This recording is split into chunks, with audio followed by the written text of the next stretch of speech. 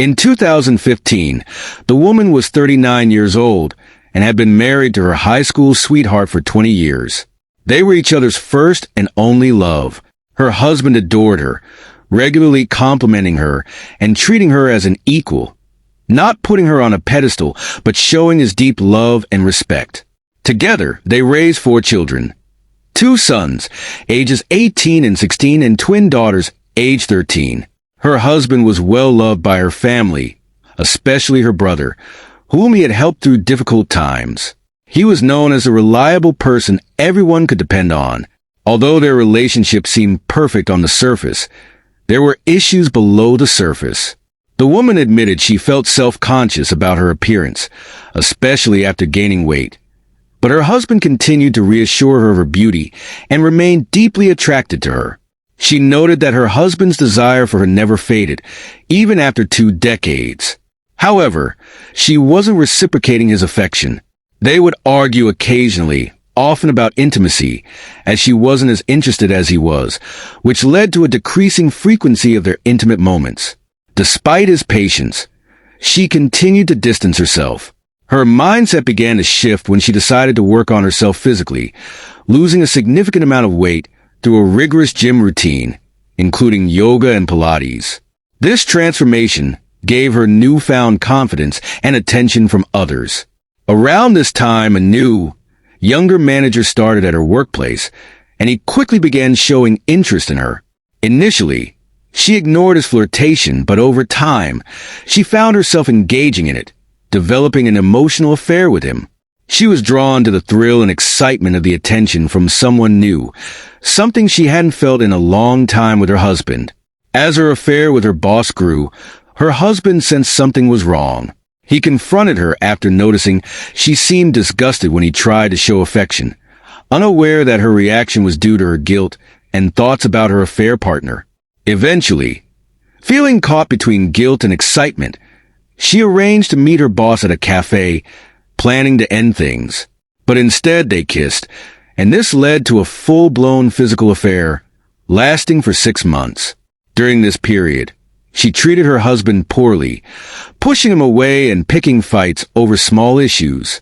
This emotional distance led her husband to confide in her brother about feeling unloved and considering a separation, thinking that she was no longer in love with him.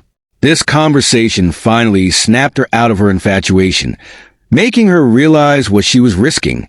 Determined to fix her marriage, she broke things off with her boss, quit her job, and prepared herself to rekindle her relationship with her husband. Unfortunately, her plan to end things peacefully went terribly wrong when her affair partner showed up at her house with her belongings from work. They argued about the end of their relationship, but he persisted, begging for one last encounter.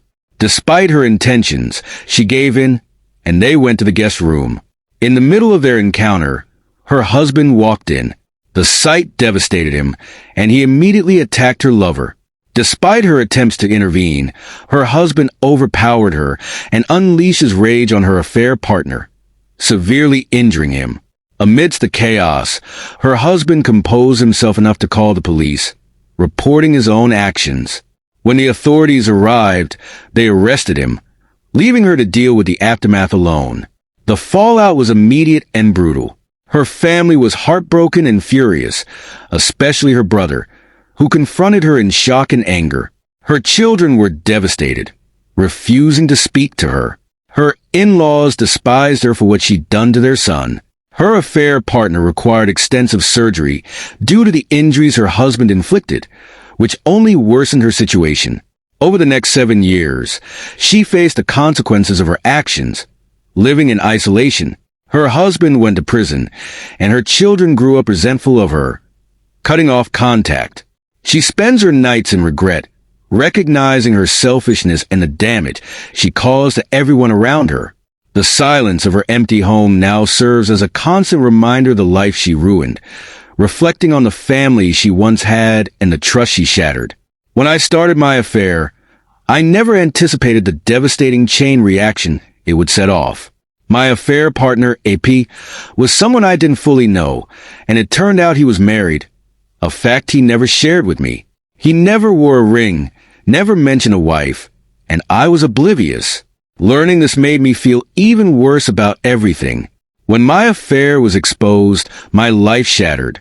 My 2 sons went to stay with their grandparents on my husband's side, and my daughters refused to speak to me.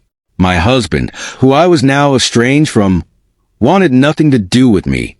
I tried to visit him in county jail, hoping to talk, but I was denied entry. My brother, who works at the correctional facility my husband was eventually sent to, made sure my husband was placed there so he could keep an eye on him. When I asked my brother to pass along a message, he coldly told me to go to hell. During the trial, I finally saw my husband for the first time in months. But instead of the familiar look of love in his eyes, all I saw was hatred. That look hurt more than I could have imagined. I had never seen such coldness in him, not even during our worst fights. I excused myself to cry in the restroom, overwhelmed by the reality I had created. As the trial proceeded, I had to relive and recount every detail of my affair publicly. The judge asked how long it had been going on, and when I answered, I saw the hurt on my husband's face. At that moment, my father stood up and left the courtroom, unable to bear it. During my husband's testimony, I learned that he had come home that fateful day to surprise me with lunch and tickets for a romantic weekend getaway in the Catskills. He had had a whole trip planned for us, only to walk in on my affair. When my AP ordered him to step aside, he lost control, beating him until I intervened, then immediately called 911. Hearing the recording of his voice, broken and sobbing, crushed me. He had been in so much pain. The injuries he inflicted on my AP were severe. My AP couldn't testify verbally, as he was heavily medicated due to the injuries he'd sustained. They showed images of his injuries in court. His shattered eye socket, cheekbones, and jaw, with bone fragments so small they couldn't be pieced back together. My husband was charged with a 3rd-degree felony and sentenced to 7 years in prison.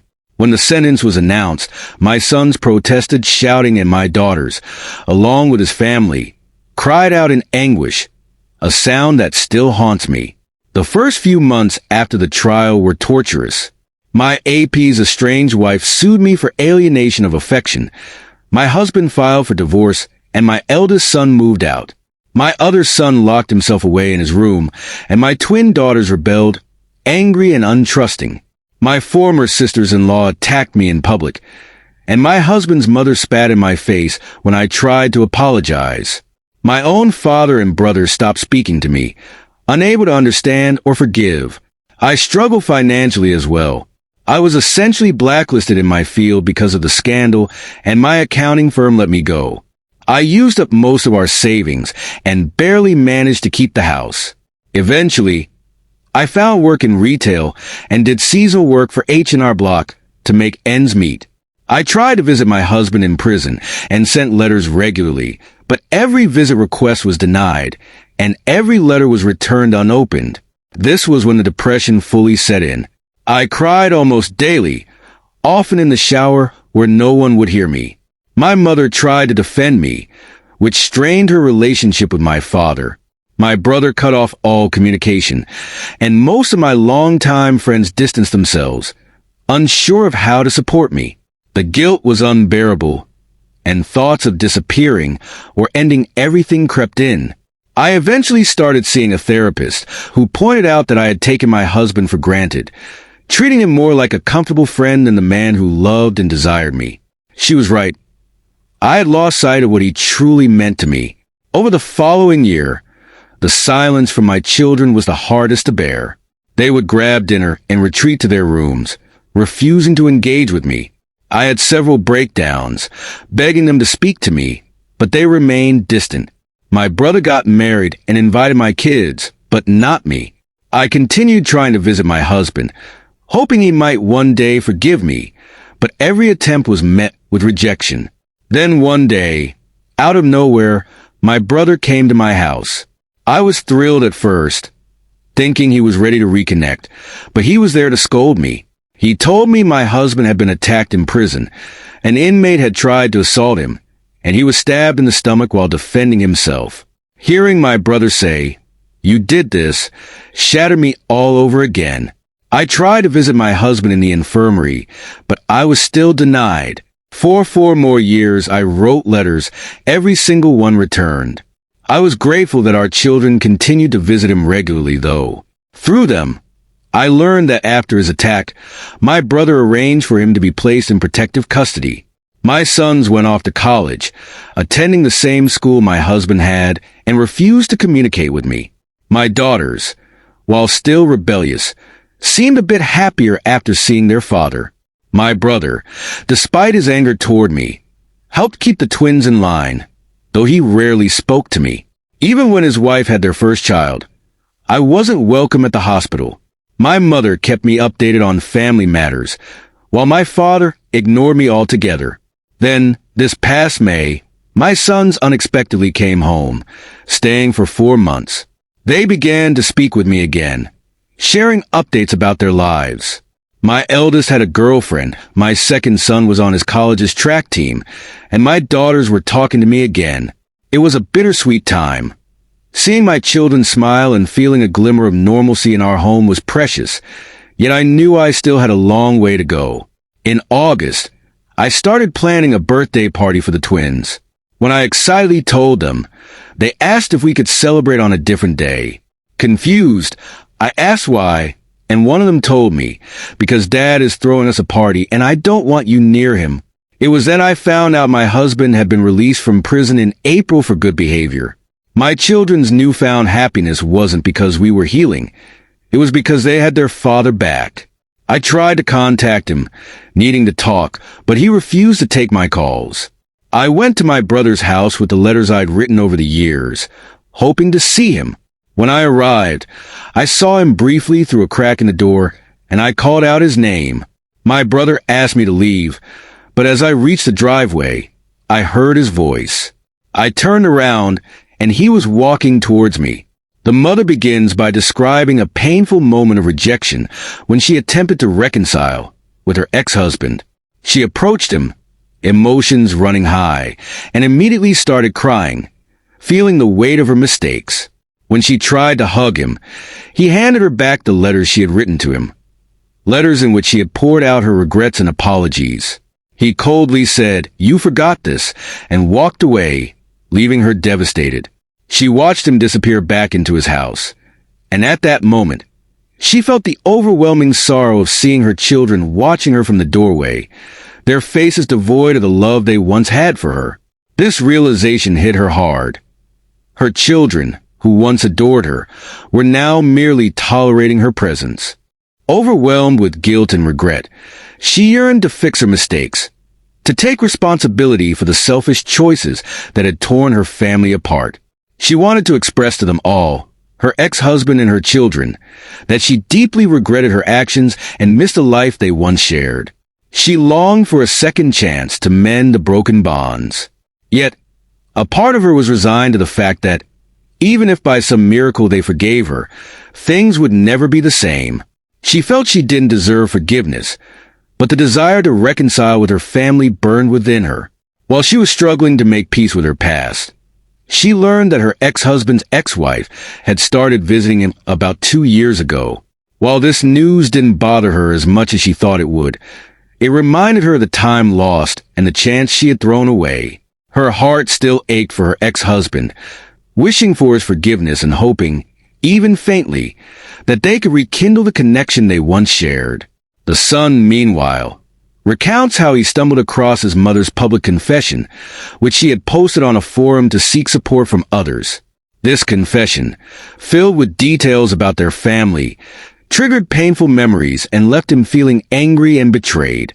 He had tried to keep his family's struggles and his past hidden from his college friends, including the fact that his father had spent time in prison. He felt humiliated to know that his mother's post was being discussed among his peers, sparking curiosity and pity he never wanted. After reading the post, he reached out to his mother, who started crying as soon as he confronted her. Frustrated, he yelled at her, expressing his anger. Later, he spoke with his father about the incident, and though his father yelled at him for disrespecting his mother, he also acknowledged the son's frustration. The father, despite the pain inflicted on him by his wife, reminded the son that while he may not love his mother, he should still respect her. The son reflects on the strength and resilience of his father. His father had grown up in a rough neighborhood in the South Bronx, where he faced constant challenges and dangers.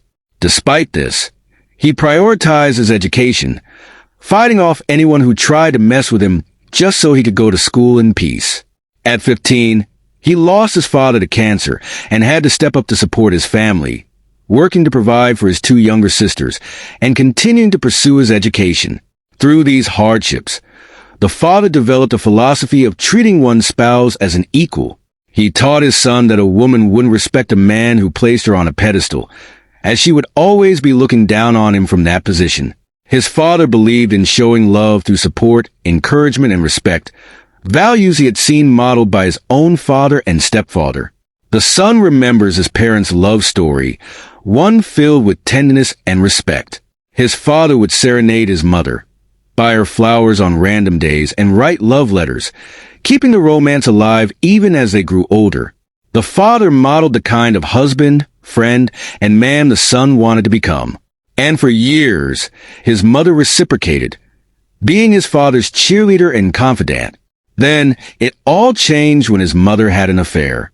The son recalls how, during those months, his mother began treating his father with coldness and disdain, speaking to him as though he were beneath her. Despite this, his father showed incredible restraint, holding back his frustration and trying to salvage the relationship.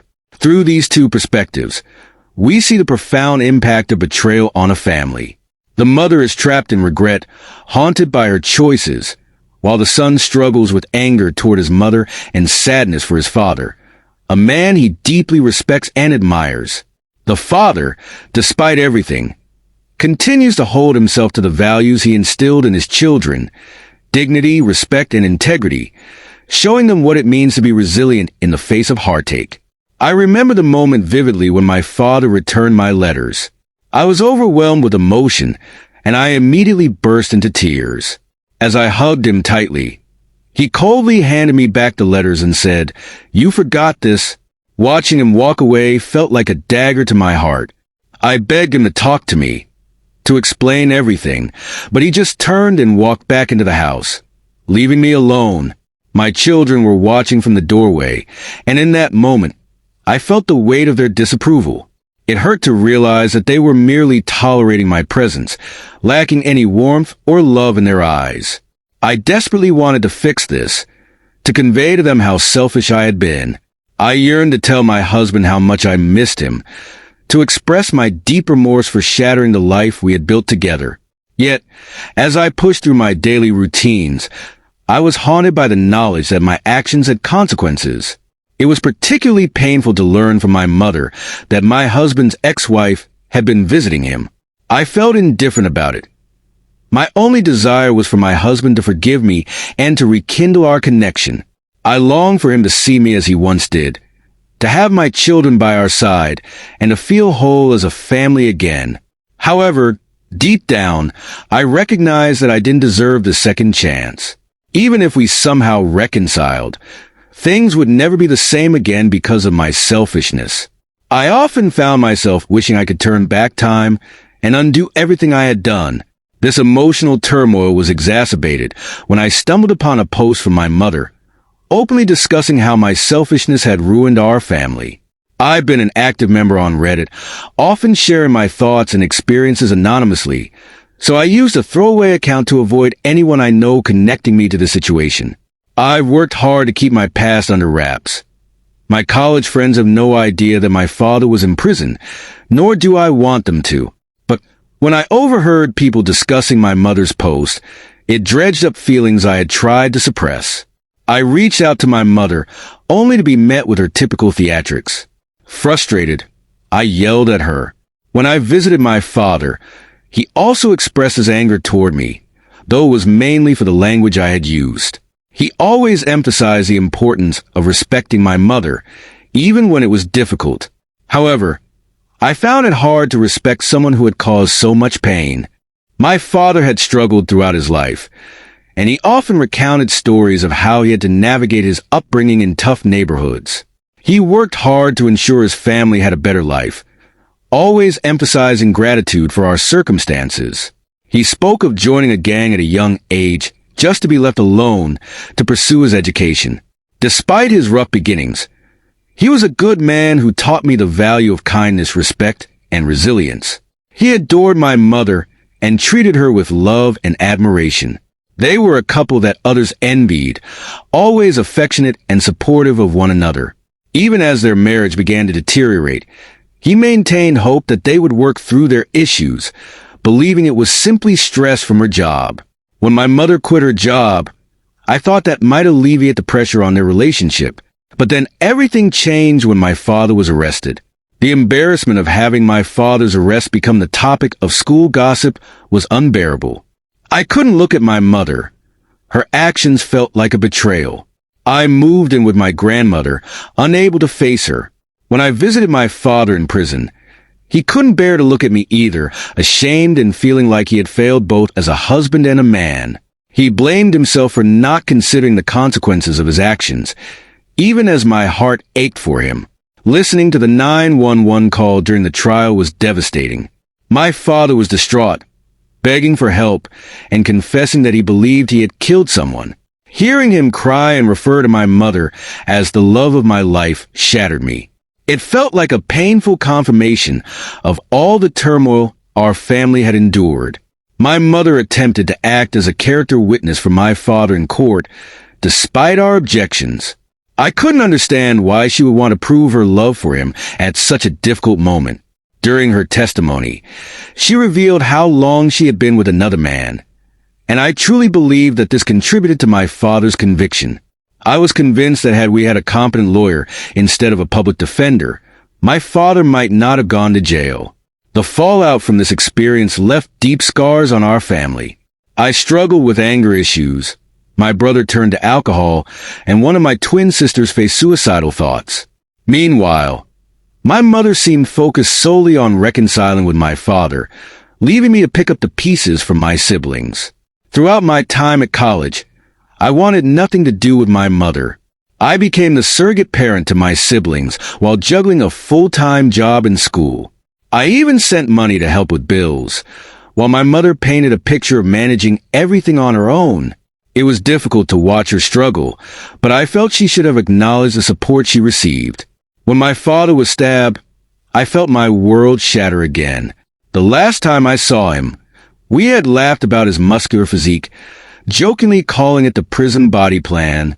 But when I received the call about his stabbing, my mind went blank and I almost crashed my car from sheer shock. As the years passed, we lost both of my grandparents, which added to the emotional toll on our family. My father couldn't even attend their funerals. Despite his pain, he still showed up for his sister's weddings in the waiting area of the hospital. The devastation my mother caused rippled through all of us. All this time, my mother continuously asked for forgiveness, not allowing us the space to process our grief and anger. It felt as if her requests were more about alleviating her guilt than genuinely seeking reconciliation. Although she made attempts to reconnect in later years, they often felt insufficient compared to what was needed during our family's darkest times. When my father finally got out of prison, he encouraged us to reconnect with my mother, insisting that she was a good mother and deserved respect. For a while, we complied, and it brought her some happiness. But memories of her past actions lingered.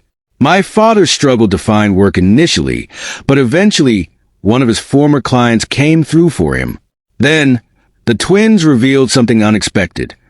My father had been seeing someone regularly since his release. He didn't want my mother to know, and when she showed up unannounced, it disturbed him deeply. The very sight of her made him feel sick, reminding him of all the pain she had caused.